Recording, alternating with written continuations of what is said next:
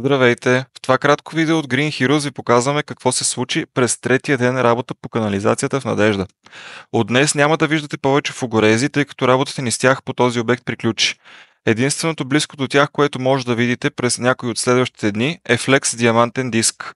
Това означава, че следващите дни имаме основно работа с картача, както и доста изкупни работи. Това на вашите екрани е праг на врата от мазето с бабата.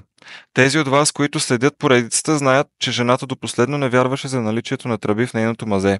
В крайна сметка тръбите са факт. Една за мръсната вода и втора от външния водосток. Прагът, за разлика от останалия бетон, бе тройно по-дебело, вероятно заради пряката си близост до едната шахта. Това ни забави малко, но да знаете, че нищо не е по-инат от нас.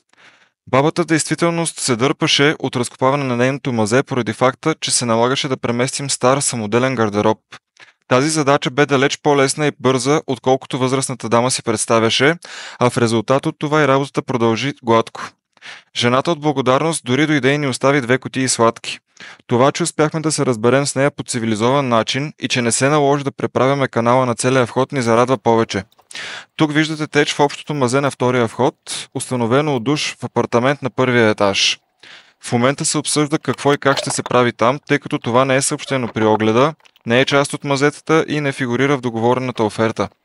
Към този момент може да се каже, че сме готови с половината изкопи, ако трябва да съдим по оставащата дължина.